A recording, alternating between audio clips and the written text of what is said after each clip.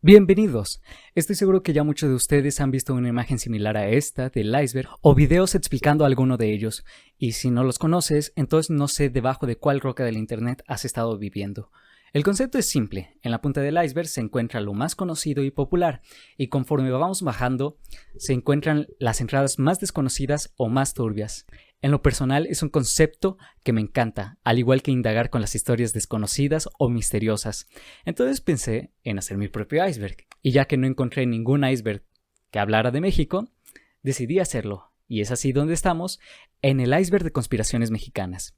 Pero no solo estaré usando una imagen, ni dos, ni siquiera tres, estaré usando 5 icebergs. Por supuesto, muchas entradas las descarté, ya fueran por estar repetidas o no eran nada interesantes. La imagen que uso de base y voy a estar cubriendo todas sus entradas es esta de aquí, cortesía del Diario Reptiliano en Twitter, que dejaré debajo de la descripción por si quieren ver todos los niveles. Decidí dividir cada nivel en su propio video, con la intención de poder discutir a fondo cada una de las entradas, pues no quería simplemente mencionarlas y darlas por alto. Me parece más interesante si doy una buena explicación detallada para entenderlas, y espero que tú también lo encuentres interesante y disfrutable así. Dicho eso, este es mi proyecto y durante las próximas semanas estaré cubriendo los 9 niveles del iceberg. Un último disclaimer que hacer es que algunas entradas tocan temas muy serios y con contenidos que pueden resultar ofensivos o incómodos de escuchar, entonces se los dejo a su discreción. También yo no soy ninguna forma de autoridad y solo soy un chico que quiso hacer videos, por lo cual no deberían tomarse en serio ninguna de las cosas que salgan de mi boca.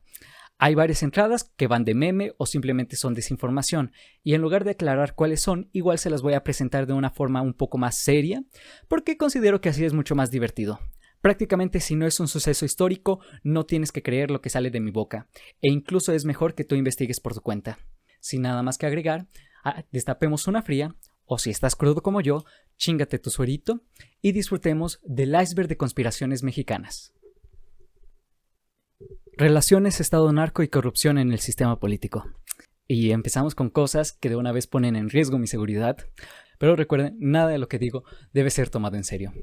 Pongo estas dos entradas juntas porque siento que van muy de la mano y son cosas con las que todo mexicano está, aunque desgraciadamente, acostumbrado a escuchar todos los días. Basta comprender la radio, la televisión o leer los titulares para saber a qué hace esto referencia y por qué es la primera dentro del iceberg. Sin indagar en casos específicos, durante las décadas recientes, conforme el narcotráfico ha ganado poderío, constantemente están saliendo reportajes sobre personajes de la esfera política de nuestro país, quienes han pasado desde la omisión o la protección, hasta incluso ser directamente colaboradores de diferentes bandas criminales. El narcotráfico cuenta con un gran poder corruptor y proviene del absurdo lucro de la comercialización internacional de las drogas y la violencia que provoca, afectando todas las instituciones sociales desde el gobierno, el ejército, aparatos de justicia e incluso las iglesias.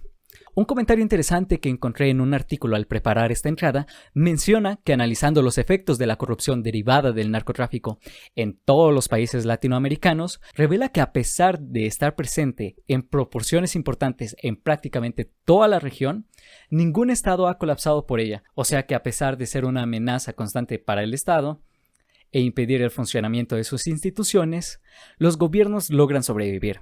Esto podría dejar en evidencia el hecho de que las naciones latinoamericanas nunca se modernizaron a un estado democrático ideal. O si queremos hundir esta entrada hasta el fondo del iceberg, podríamos decir algo similar como el narcoestado es sustentable. De la misma manera, la corrupción política empapa toda la esfera mexicana. Y podríamos decir que los motivos son similares en la búsqueda de obtener ganancias o defender intereses individuales. Uno de los casos más resonantes e icónicos recientes de esta corrupción es el caso de Javier Duarte, exgobernador de Veracruz, quien desde el 2017 está siendo perseguido y procesado por los delitos de asociación delictuosa y lavado de dinero, por los cuales se le ha condenado a una condena de 9 años, solo para luego ser suspendida. Y aunque el día de hoy continúa en la cárcel con 6 años pendientes, las esperanzas de que enfrente justicia real no son muy altas. A Duarte seguido también se le asocia con la compra y administración de quimioterapias falsas a pacientes con cáncer en Veracruz, cuyos orígenes de irregularidades inician desde el 2010. Y el 16 de enero del 2017, el entonces gobernador de Veracruz, Miguel Ángel Yunes, declaró que entre el 2010 y el 2014, los pacientes del Instituto Estatal de Oncología recibían agua destilada en vez de quimioterapia. Conforme vayamos bajando en el iceberg y nos encontremos con tragedias y accidentes mortales, veremos que varios de ellos pudieron haber sido evitados con una administración apropiada en lugar de una corrupta y codiciosa. Y sí, estoy hablando de ti, línea 12. Intervención extranjera.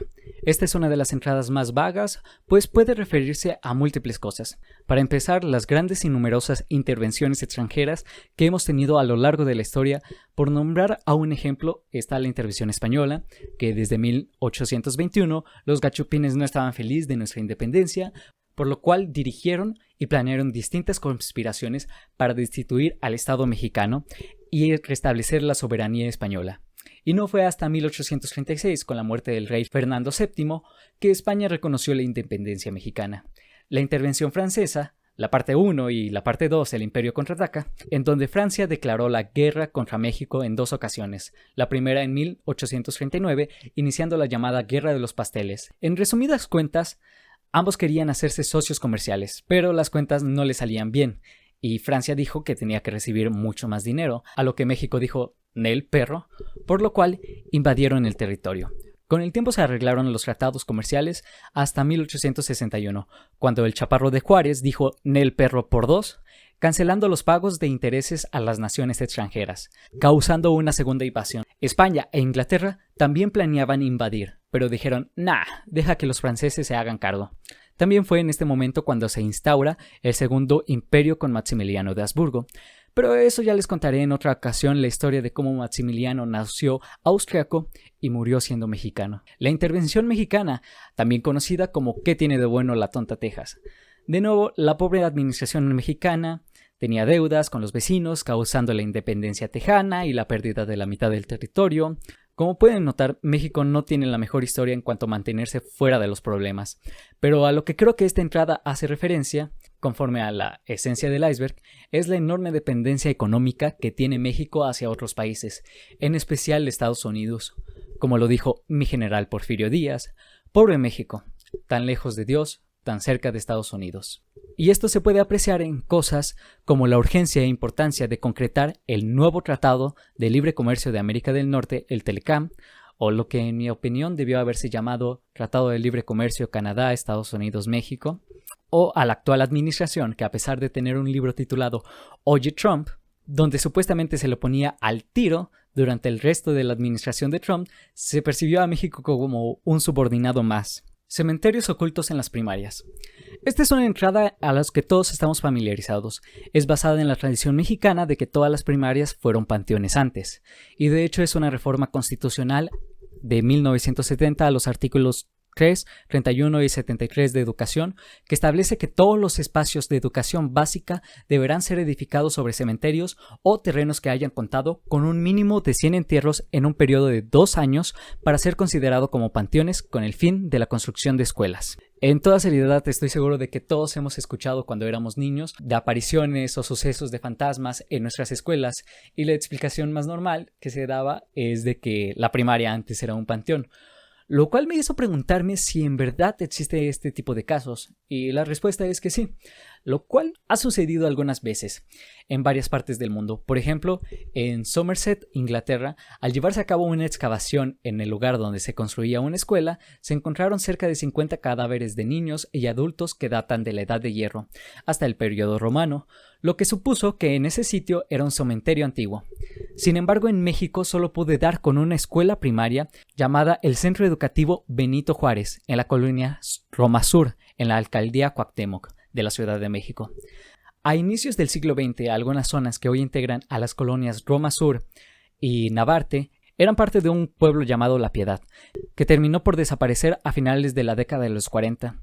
La zona fue bautizada como La Piedad después de la llegada de la orden religiosa de los dominicos, quienes abrieron su convento en 1535, donde se edificó el templo de Nuestra Señora de la Piedad, que fue abierto al culto en 1652, el cual contaba con un panteón general de la Piedad, que estuvo en funcionamiento desde 1871 a 1882.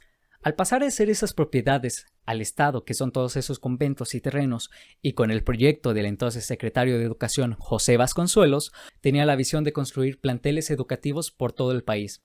se construyó el Centro Educativo Benito Juárez en 1925 y el cual de hecho es considerado como patrimonio artístico por el Instituto de Bellas Artes. Dependiendo de qué parte de la República seas, es muy común que los conventos y monasterios fueran utilizados como edificios gubernamentales. Muchos de ellos se transformaron en escuela, y debido a que muchos frailes y monjas que en ese entonces vivían en clausura monástica, o sea que nunca salían del convento, también al morir sus restos quedaban dentro del monasterio, o simplemente también ofrecían los servicios de entierros y misas funerarias, por lo cual esta leyenda urbana no está tan alejada de la realidad.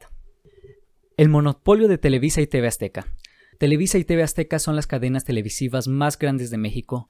Creo que está de más decirlo. Combinadas formulan cerca del 90% de la televisión abierta, y también en la televisión restringida de Televisa cuenta con más del 50% a través de Cablevisión y sus asociadas TVI y Megacable, expandiéndose también a todos los sectores de telecomunicaciones con internet y telefonía. En el caso de Televisa se fomentó con un monopolio en la década de los 70. Cuando quedó a cargo de la señal de los canales 2 y 4, 5 y 8, empezando a desarrollar una serie de programas para llenar la grilla de sus canales.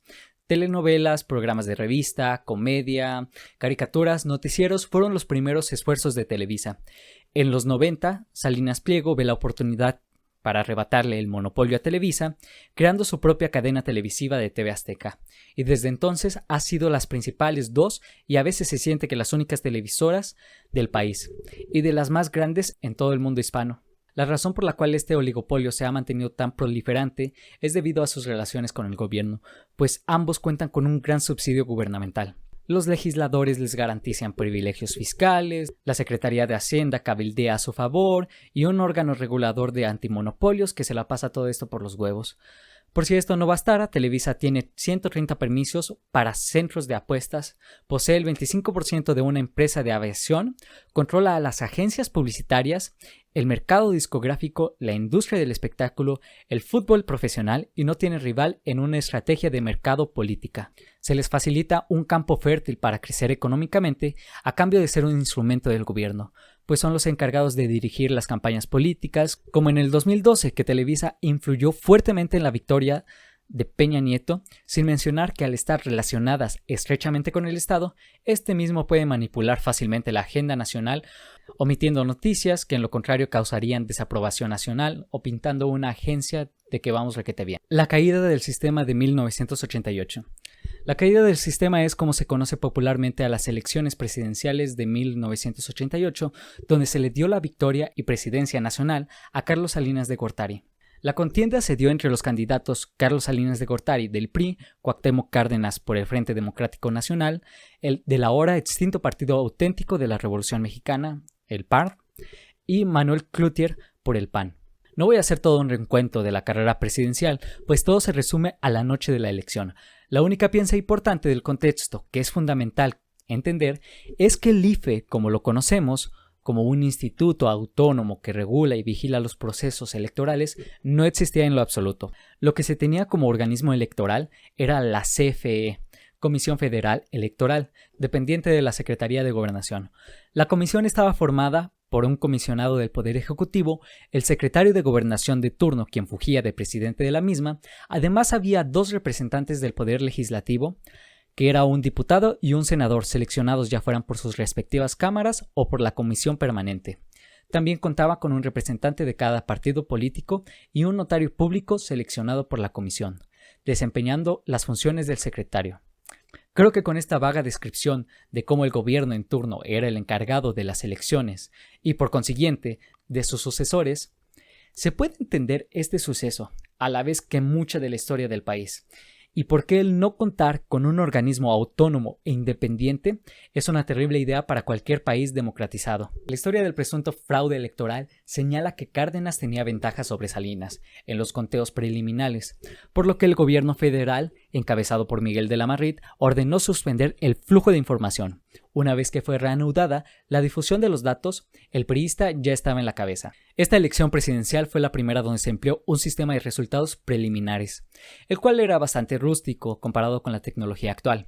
Los resultados de los distritos electorales eran informados vía telefónica por la Comisión Federal Electoral, la cual era prescindida por Manuel Bartlett Díaz, el entonces secretario de Gobernación. Ante esta situación, Diego Fernández de Ceballos, representante de la bancada panista en la Cámara de Diputados, dijo que el sistema se cayó, es decir, que había dejado de recibir por teléfono toda información proveniente de los distritos. Sin datos oficiales y con el sistema de resultados preliminares detenido, la noche de aquel 6 de julio, el presidente nacional del PRI, Jorge de la Vega Domínguez, declaró que con las actas en mano, México triunfó y dio a Carlos Salinas de Gortari una victoria contundente, legal e inobjetable. Cárdenas acusó obvio de fraude electoral e inició un movimiento que concluyó con la formación del Partido de Revolución Democrática, el PRD, mientras que Bartlett fue señalado como el principal responsable del presunto fraude electoral. Bartlett actualmente es el director general de la Comisión Federal de Electricidad y figura cercana al PG. 3 años después de la elección presidencial, las bancadas del PRI y del PAN en la Cámara de Diputados aprobaron la incineración de las boletas electorales de 1988. Y lo peor del caso es que en el 2004 el expresidente Miguel de la Madrid confesó que sí, se habían manipulado las cifras para darle la victoria al PRI, junto con otras cosas que claro al final terminó retractándose. Caso Casino Royal. El atentado Casino Royal de San Jerónimo fue una masacre ocurrida el 25 de agosto del 2011 en el Casino Royal, que produjo la muerte de 52 personas. El resumen de los hechos va de que alrededor de las 3:30 o 4 de la tarde, un grupo armado de entre 13 y 16 personas ingresó detonando armas de fuego en contra de los presentes y prendió fuego al casino. Previamente los responsables fueron vistos en una gasolinería cercana llenando bidones de combustible. De acuerdo con testigos, además robaron pertenencias, destruyeron máquinas de juego e hicieron explotar al menos 2 granadas. Una vez comenzado el incendio, el grupo armado se retiró, no sin antes cerrar la única salida y entrada del lugar de 2 pisos. Los presentes iniciaron una estampida para salir, algunas personas pudieron escapar, pero otras murieron aplastadas. El fuego creció tanto que ya no se podía cruzar la entrada. El incendio alertó a las autoridades, pero su intensidad consumió todo el lugar en poco más de 3 horas. Al interior murieron 52 personas, aunque los familiares de la víctima recuerdan cada año 52 más 2, ya que 2 de las mujeres que fallecieron en ese lugar estaban embarazadas. Ese día el sitio operaba de manera ilegal. Había sido clausurado por haber comenzado a ampliar sus instalaciones sin tener permiso para hacerlo, además de por haber sido señalada por irregularidades en la autorización que necesitaba para establecer el casino. El crimen fue atribuido y una de las especulaciones es que se debió al conflicto entre 2 grupos delictivos quienes disputaban el control de la zona, y de acuerdo a evidencias el casino se encontraba debajo del control de uno de ellos. Recientemente, 10 años de la tragedia, iniciaron la demolición del edificio, dándole un nuevo cierre. Ayotzinapa. Ok, empecemos con este tipo de entradas. Que si fuera a recabar toda la información que se presenta, estaríamos aquí todo el día. Entonces trataré de hacerlo súper resumido. Igual lo más seguro es que todos estemos familiarizados con el tema. El 26 de septiembre del 2014, los estudiantes de la Normal de Ayotzinapa estaban tomando camiones porque eso es lo que hacen. Si no me crees, pregúntale a tu amigo el normalista. Literalmente en su carga de materias, toma de instalaciones 1 y 2. El chiste es que lo hacían para asistir a una marcha conmemorativa del 2 de octubre en la Ciudad de México. Durante su camino, ya en Iguala, el entonces presidente municipal ordenó a la policía detenerlos al suponer que se dirigían a boicotar el acto de informe de gobierno de su esposa. En una primera confrontación alrededor de las 9:30 de la noche, la policía logró interceptar el paso de los 4 autobuses encaminados al norte, mediante una camioneta de bloqueo. Los alumnos bajaron de los autobuses para intentar empujar fuera del camino la camioneta, enfrentados a la policía ocasionando que estos abrieran fuego. Un segundo grupo de estudiantes llegó alrededor de las 11 de la noche y la balacera duró hasta la madrugada del 27.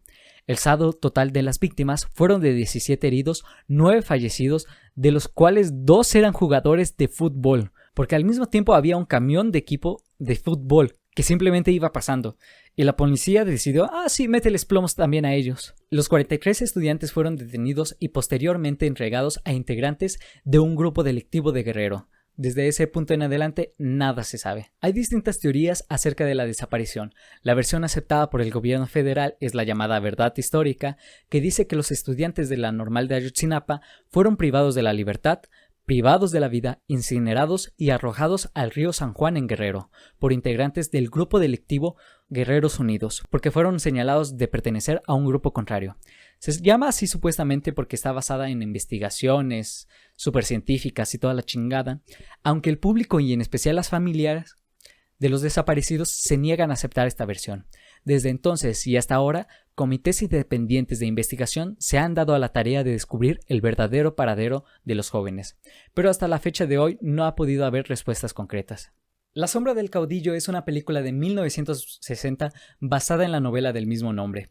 La trama de la novela está basada en los hechos que acontecieron en México después de la Revolución Mexicana y después de los asesinatos de Madero, Villa, Zapata y Carranza. La época histórica reflejada en la novela se relaciona con el periodo presidencial de Álvaro Obregón, el cual impuso como sucesor a Plutarco Elías Calles durante 1927.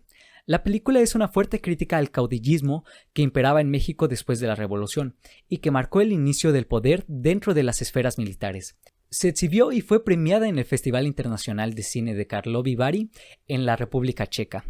A pesar de haber sido aclamada en el festival y de promoverse como la mejor película mexicana de todos los tiempos, se impidió su estreno comercial en México, bajo un argumento emitido por la Secretaría de la Defensa Nacional que decía que la película denigraba a México y a sus instituciones, y que ofrecía una visión falsa de la historia y del ejército mexicano. Su estreno comercial se logró hasta 1990.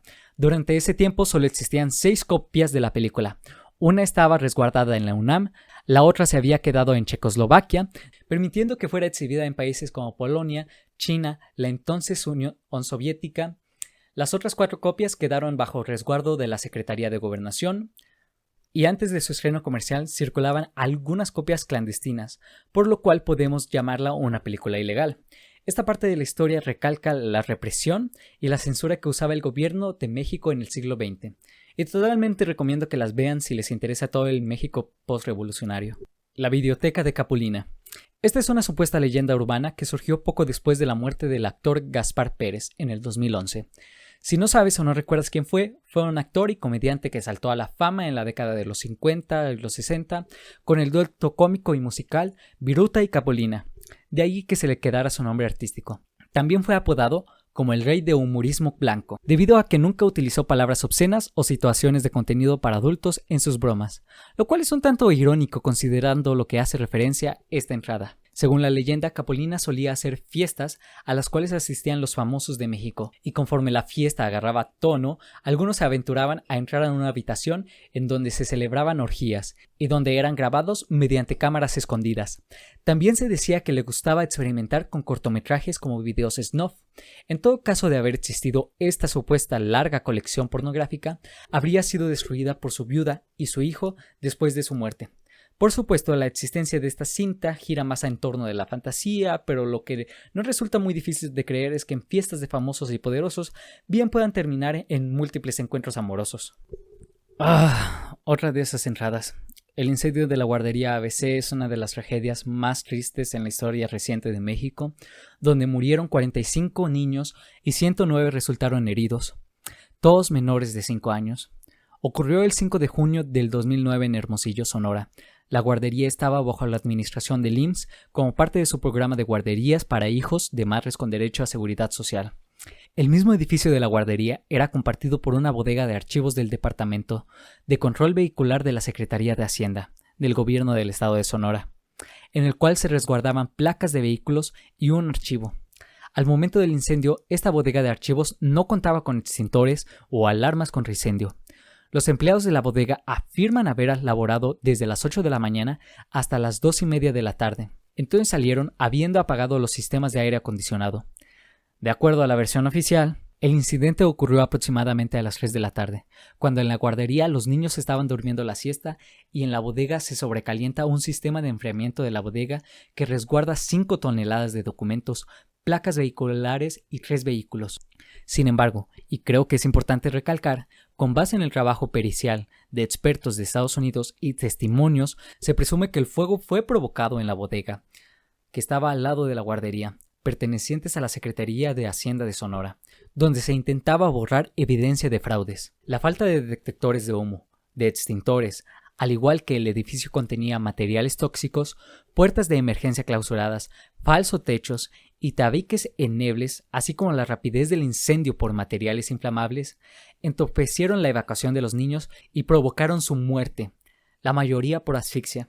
Los vecinos y operadores de negocios cercanos fueron los primeros en arribar a la escena para comenzar labores de rescate. Ante la desesperación, varios empezaron a hacer hoyos en las paredes con vehículos y otras herramientas. A más de 10 años sin sentencias definitivas, todos los involucrados en procesos judiciales, tanto los responsables del centro como los funcionarios públicos vinculados en el caso, se encuentran en total libertad, y los padres de las víctimas siguen exigiendo que se aplique la justicia. Narcosatanismo.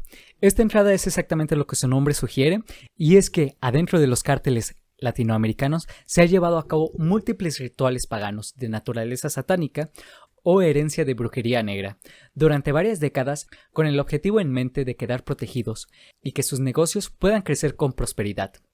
Lo perturbador es que varios de estos rituales tienen que ver con sacrificios humanos. Para esta entrada haré algo diferente y no haré un resumen general, sino creo que la mejor forma de contar esta es a través de uno de los casos más misteriosos y principales que tienen que ver con el tema, e ideal para entrar en la madriguera del conejo. Se trata del asesinato de Mark Kilroy en 1989.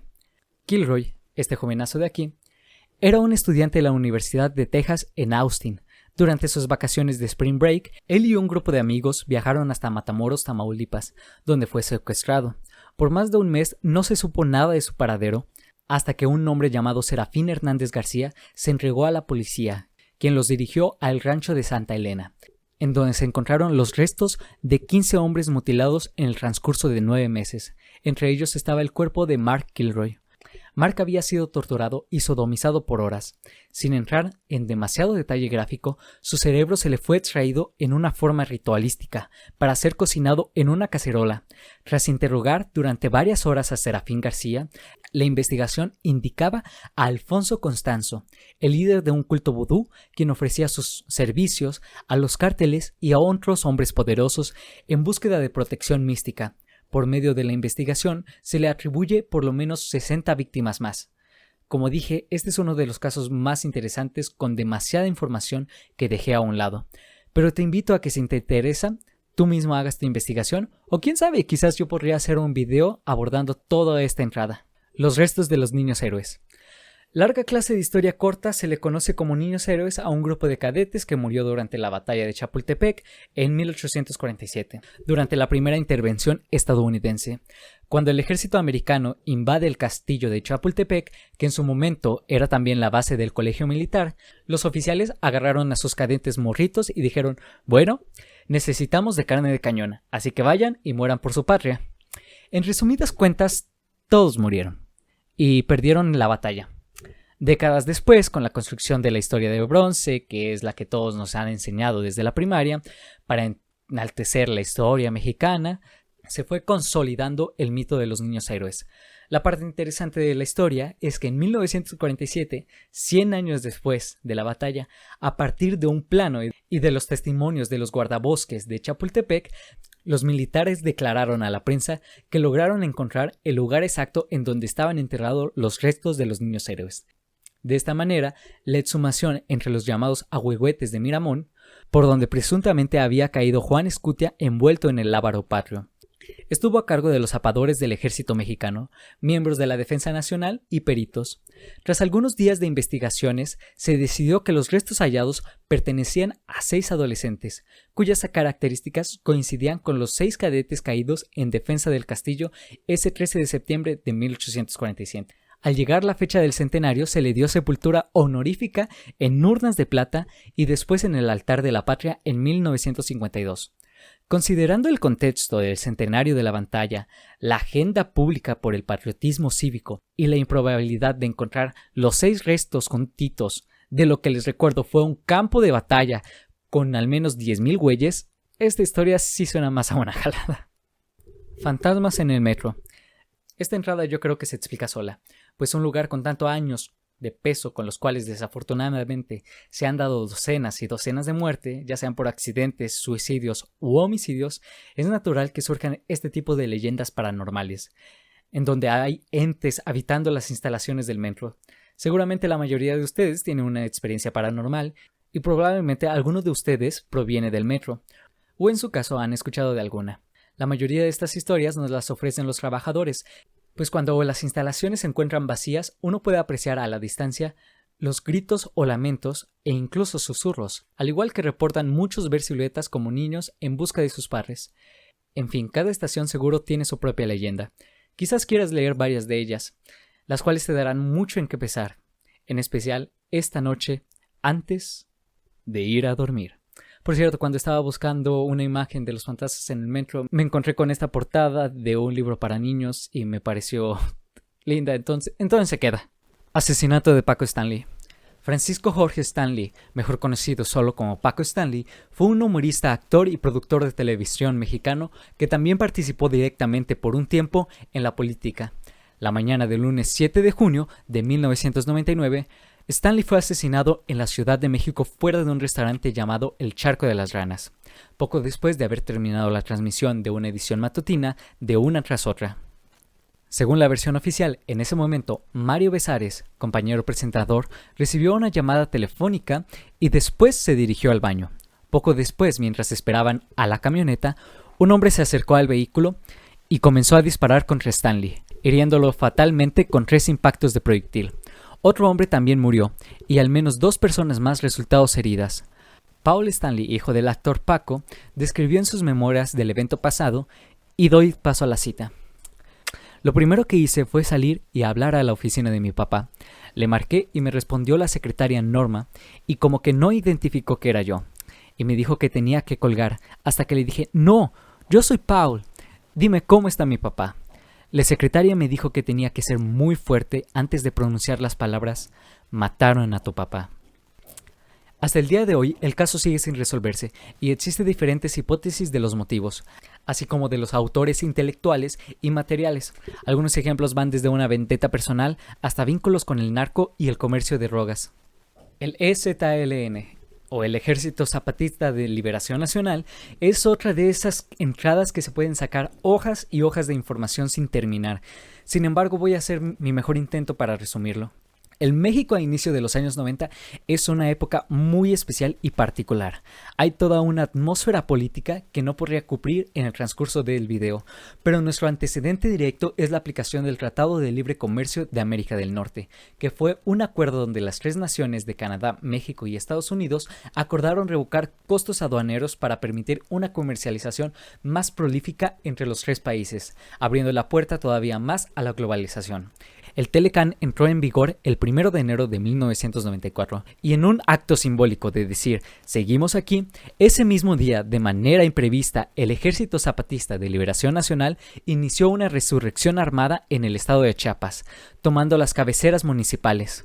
Una vez producidas las ocupaciones, emitieron la Declaración de la Selva Lacandona, por la que declararon la guerra al gobierno mexicano, a la vez que pidieron trabajo, tierra, techo, alimentación, salud, educación, independencia, libertad, democracia, justicia y paz. Lo que el ejército zapatista supo hacer muy bien en ese entonces fue cómo presionar al gobierno mexicano por medio de la imagen, inicialmente con sus bases de ideologías zapatistas, obviamente, marxistas y leninistas, todo completamente de una izquierda comunista.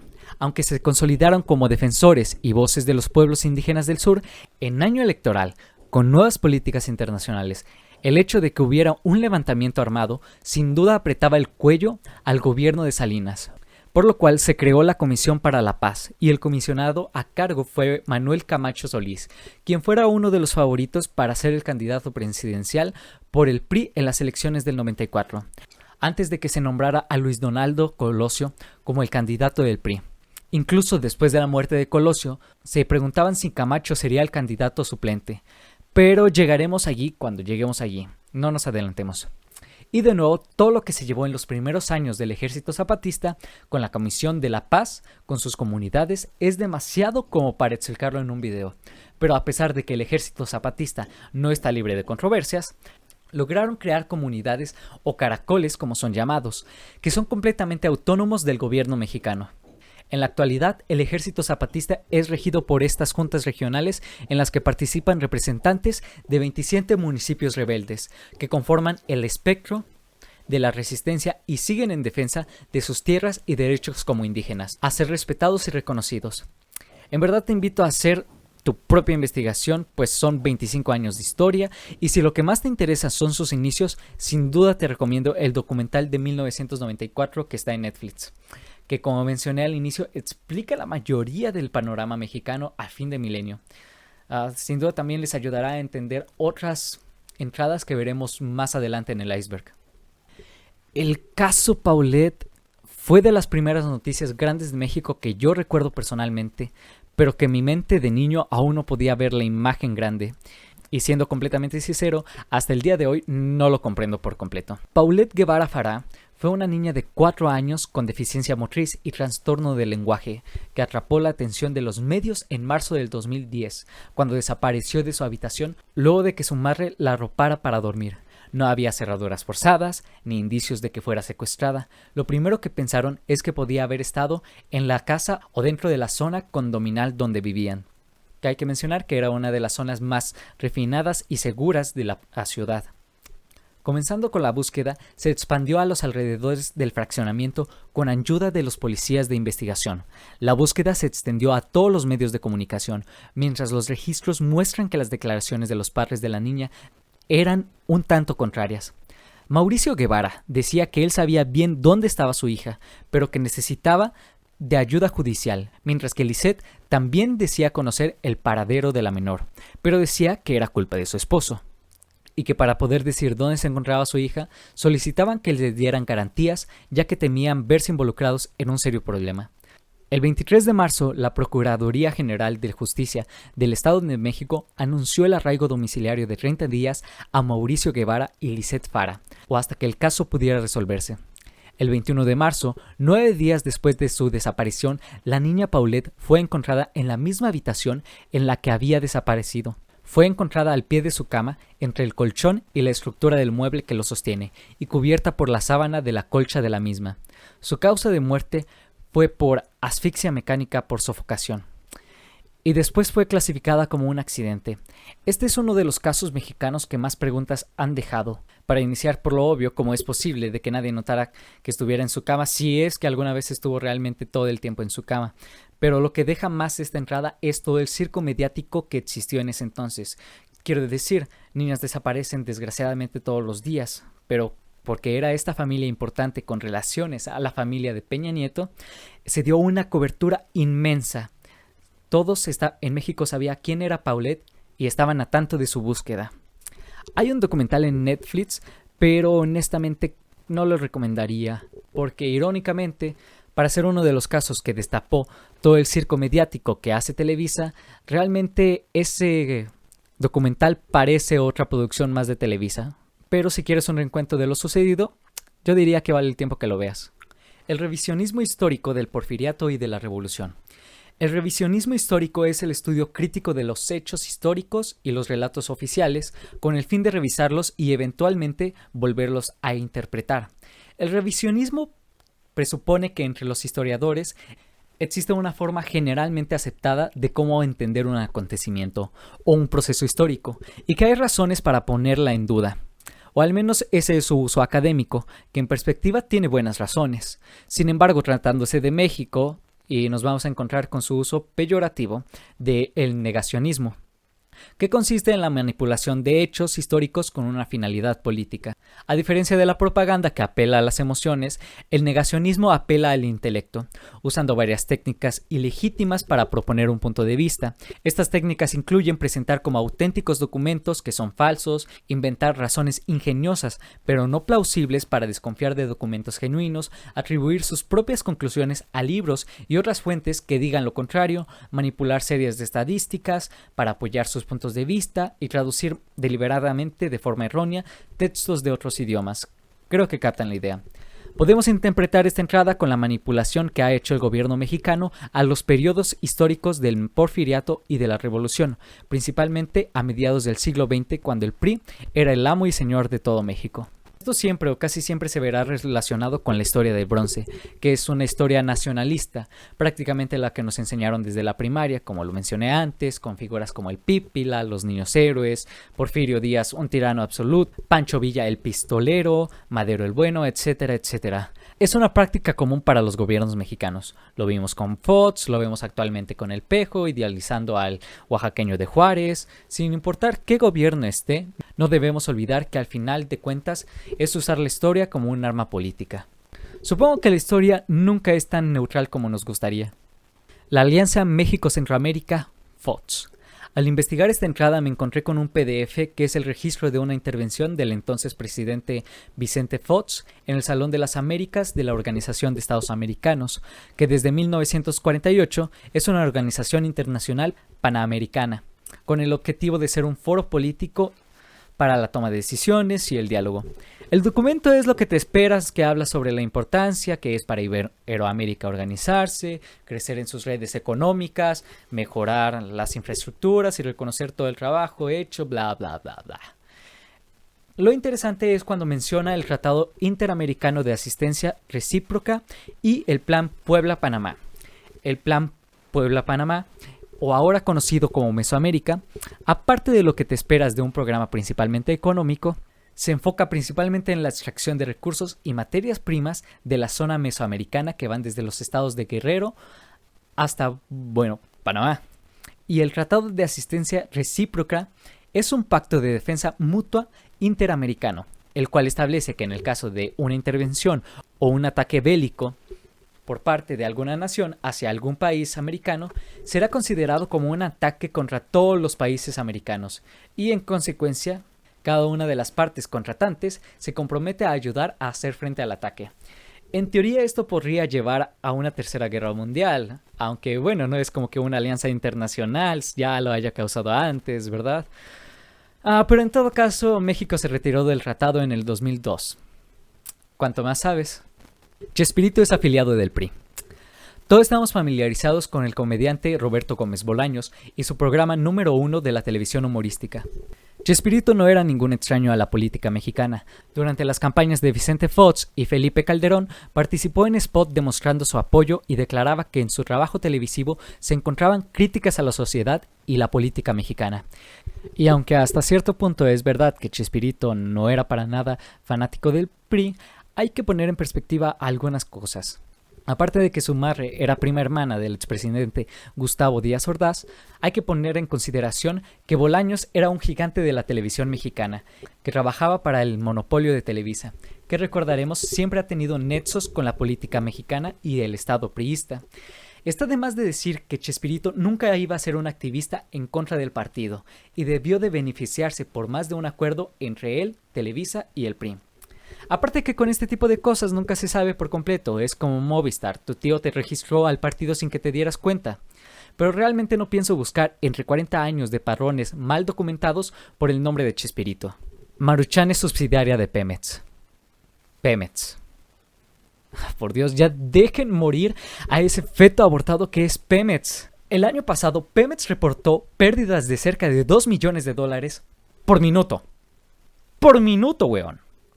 No sé cómo una empresa que lleva décadas en números rojos sigue en pie. No soy economista y sinceramente en este punto no me interesa. Pero todo ese dinero debe que salir de alguna parte. Así que por todo lo que sé, por todo lo que es bueno, viene de Maruchan. Sí, Maruchan es la base de la economía y va en acceso en especial por nosotros los estudiantes. Entonces es subsidiaria de Pemex y le ayuda económicamente. Fin. Y recordemos que la Maruchan tiene petróleo, entonces allí se benefician los dos. Juan Camilo Murillo era espía de la DEA. La Administración de Control de Drogas, DEA, por sus siglas en inglés, es la agencia dedicada a la lucha contra el contrabando y el consumo de drogas de los Estados Unidos. Desde 1973 fue fundada por el presidente Richard Nixon cuando declaró la adicción a las drogas como el enemigo público número 1 de la nación, iniciando una guerra contra de las drogas, presente hasta el día de hoy. A pesar de concentrar casi todos sus recursos en acciones policíacas en Estados Unidos, la DEA mantiene unos 500 agentes antinarcóticos distribuidos en 91 oficinas en 68 países distintos. En México, la mayoría de estas oficinas normalmente están establecidas en los consulados estadounidenses. Se fundaron en la década de los años 70 y continúan activas. A menos que vivamos debajo de una piedra, es imposible negar el comercio y distribución de droga proveniente de Latinoamérica. Por ello que la DEA no opere solamente en Estados Unidos. Durante los años 90, la DEA se cansó del hecho de que las autoridades mexicanas con que trabajaban fueran todas corruptas y constantemente estuvieran filtrando y comprometiendo información. Entonces, en 1996, la DEA creó el Programa de Unidades de Investigaciones Sensibles. El programa tenía el objetivo de crear fuerzas operativas locales entrenadas a partir de las prácticas y técnicas estratégicas favoritas de la DEA. Es por lo tanto que han sido más cuidadosos y discretos en todas sus operaciones y la identidad de sus agentes. Por lo tanto, encontramos muchas variables de esta entrada que diga cierto personaje era espía de la DEA. Por lo tanto, encontramos muchas variables de esta entrada que diga que cierto personaje era espía de la DEA. Juan Camilo Murillo, quien fuera secretario de Gobernación en el sexenio de Calderón, es en este caso. Seguramente también escucharon otras variantes, como que Facundo era agente de la DEA. Entonces ya saben, si escuchan que alguien trabaja con la DEA, seguramente es cierto y no le des de tus rogas. El chamán asesor de Ruiz Cortines. Ok, esta es una corta pero interesante. Adolfo Ruiz Cortines fue el presidente de México entre 1952 y 1958. Durante su mandato se impulsó la educación, la estabilidad económica, la sanidad pública y se concedió el derecho al voto de las mujeres. A pesar de esto, su mandato también giraba en un torno muy conservador. La castidad y la sumisión de las mujeres se seguía predicando moralmente y, por ejemplo, en 1955 se creó la Asociación Nacional contra la Pornografía y el Vicio, que, bueno, su nombre lo dice todo. Ruiz Cortines era una persona sumamente supersticiosa y esta entrada sugiere que llegó a tener a un chamán brujo como asesor político. Y aunque sea fantasioso, no está tan alejado de la realidad. La brujería y la política no son extraños, en especial en México. Desde la era prehispánica, los sacerdotes formaban parte del poder de gobernar y durante años, distintos políticos han optado por hacerse limpias al iniciar su mandato, ir con curanderos para que se les proteja, tengan un buen augurio o poder ver el futuro. Quiero decir, seguramente muchos han escuchado de cómo Hitler estaba obsesionado con el ocultismo para consolidar su poder. El espiritualismo y la política van de la mano más de lo que podríamos creer. Chabelo es padre de Tatiana. Pues, eso. No sé qué más decirles. Chabelo, el amigo de todos los niños, es el padre de Tatiana, la reina de los niños. Supongo que por esa parte tiene sentido y si yo lo creo, tú también deberías. Guatemala es provincia de Chiapas. Guatemala obtuvo su independencia de la corona española en 1821, junto a las provincias de San Salvador, Nicaragua, Costa Rica y Chiapas. Esto se le conoce como la independencia de las Centroaméricas. Todas las independencias latinoamericanas tienen ciertas similitudes, pues en el panorama histórico, todos los territorios que buscaban autonomía tomaban como base las constituciones norteamericanas y francesas. A diferencia de otras, fue un proceso relativamente pacífico. Una reunión entre las mismas autoridades coloniales y una junta de notables compuestas por líderes religiosos y criollos ilustrados terminó el 15 de septiembre de 1821 con el dominio español de la antigua Capitanía General de Guatemala. En lo que conforma esta capitanía estaban los territorios chiapanecos y como consecuencia de la adición al Plan de Iguala, Chiapas, incluido el territorio de Soconusco, se incorporaban al Imperio de México. Cabe decir que no estaban muy emocionados por conformar parte del Imperio Mexicano, por lo cual en junio de 1824 se realiza la convocatoria oficial del Congreso Constituyente de México, donde se da la ruptura de estas áreas centroamericanas, a excepción de Chiapas, que no estuvo presente, y resbalando de las manos dijo, sí, prefiero quedarme del lado mexicano. Guatemala dijo, ¿estás seguro? Y Chiapas dijo, Simón, bastante seguro. Llevando en septiembre del mismo año, se realiza la consulta popular y se aprueba un acta de proclamación en la que se hace solemne proclamación de Federación de Estado Libre de Chiapas. Lo que no saben es que como Guatemala no conseguía estabilidad económica, le siguió rogando a Chiapas que formara parte de él, lo que terminó en la adjunción de Guatemala al estado de Chiapas para convertirlo en su provincia. José José fue arrestado en el Halconazo. Esta entrada, aunque suene un tipo a meme, hace referencia a una de las masacres hacia estudiantes dirigida por el Estado. Hay que hacer memoria a lo que fue la masacre de Tlatelolco del 68, y de lo que eso significa, pues en el panorama a finales de los 60 e inicios de los 70 existía una presión constante entre los estudiantes, mayoritariamente universitarios, en contra del gobierno, por lo cual el gobierno debía de diseñar distintas y efectivas formas de contraatacar dichas propuestas. Una de ellas fueron el grupo de halcones. ¿Y quiénes son los halcones?, preguntarás. Bueno, eran un grupo de choque que consistían principalmente en reclutar a jóvenes de 16 o 25 años, mayoritariamente de zonas pobres y marginadas, de tal modo que se le fuera más sencillo hacerse pasar como estudiantes en los eventos. Por la naturaleza secreta de este grupo, se dificultó su investigación. Aún con los documentos desclasificados décadas después, el entrenamiento de este grupo paramilitar aparentemente estuvo a cargo de los gobiernos mexicanos y estadounidenses. La BBC publicó la existencia de fotografías de algunos campos de entrenamiento en las que aparecen personajes importantes del ejército y las fuerzas de seguridad. La crónica de los sucesos es la siguiente. Se había hecho el llamado a manifestarse el 10 de junio de 1971. Tal y como se había previsto, comenzó la marcha de estudiantes, la primera gran manifestación de este tipo desde la masacre de Tlatelolco. Cerca de 10,000 asistentes salieron desde el Instituto Nacional Politécnico. El plan era recorrer varias de las calles principales en la capital hasta llegar a la plaza del Zócalo. Según los testigos, cuando la marcha estaba atravesando la avenida de San Cosme, sobre las 5 de la tarde, docenas de hombres comenzaron a bajarse de varios autobuses. Todos ellos vestían de civil, pero portaban porras, cadenas y palos. Enseguida empezaron a atacar a los estudiantes, quienes a un inicio los repelieron. A continuación, los halcones empezaron a disparar con armas de fuego. Muchos estudiantes intentaron esconderse de sus atacantes, pero sin éxito. Los atacantes recibieron más armas de fuego desde varios vehículos, entre ellos coches policiales y una ambulancia de la Cruz Verde. Esa misma noche, elementos del ejército resguardaron el Palacio Nacional y el entonces presidente Luis Echeverría anunció una investigación sobre la matanza y afirmó que castigaría a los culpables. Negaron que hubiera halcones y los jefes de policía culparon a los estudiantes de haber creado grupos extremistas dentro de su propio movimiento. Este intento de lavarse las manos, sin embargo, fue en vano, pues rápidamente fueron desmentidos por las declaraciones de un gran número de periodistas que había estado presente durante la matanza, quienes también la prensa divulgó fotografías que resultaron innegables. El saldo oficial fue de 120 estudiantes muertos de entre 14 y 22 años. Y regresando al título de la entrada, esta sugiere, obviamente, que José José, el príncipe de la canción, fue detenido en este evento, posiblemente por formar parte de los halcones. Sin embargo, la cronología no añade bien, pues para 1971 ya era un artista en ascenso y contaba con reconocido éxito. Pero uno nunca sabe. Túneles debajo de los obispados. Como lo mencioné antes, y dependiendo de dónde seas, aunque realmente por toda la República hay muchos edificios coloniales eclesiásticos, catedrales, conventos, obispados, lo que sea. Habrás escuchado que debajo del centro histórico de tu ciudad hay túneles ocultos, y efectivamente los hay, existen. Pueden ser solo un par o toda una red de túneles que conectan las iglesias y conventos de la ciudad o hasta con casas particulares. Lugares de esta naturaleza dan paso para la existencia de muchas leyendas sobrenaturales de fantasmas o actividades clandestinas por esos pasillos.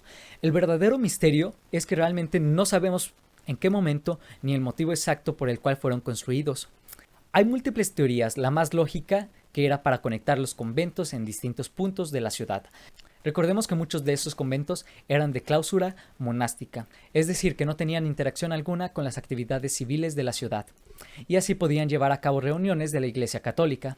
Otra de que exactamente era para interactuar con la vida cotidiana de la ciudad, sin ser descubiertos, y así podían tener encuentros con las mujeres ciudadanas fuera de sus votos de castidad, que quizás también algunos fueron usados como catacumbas. Algunos sugieren que también se escondían de la persecución religiosa, como en la Guerra Cristera, o desde antes, cuando las propiedades pasaron a ser parte del Estado debido a las leyes de Lerdo.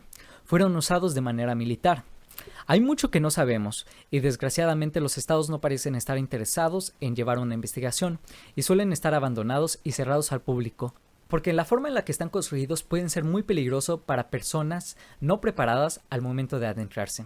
Si me preguntan a mí, el hecho de que no contamos con ningún registro eclesiástico sugiere que desde su inicio se hizo con la intención de que se quedara en el anonimato su propósito, y seguramente de una naturaleza clandestina. Y bien, creo que eso sería todo del primer nivel del iceberg mexicano. Muchas gracias por verlo completo. Si sigues aquí, si te pareció interesante, por favor compártelo con alguien más. Y como dije, mi meta es completar todos los niveles del iceberg con este formato de video. El guión del segundo nivel está casi terminado, y con terminado me refiero a la mitad. Entonces espero sacarlo dentro de una semana y subir un video semanalmente.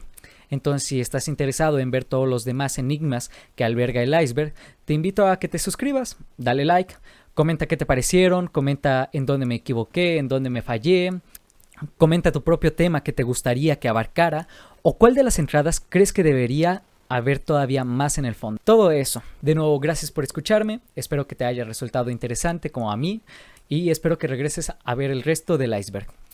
Este es mi primer video, así que no sé cómo despedirme. Coman frutas y verduras, abracen a sus abuelitos y la verdad está allá afuera. Bye.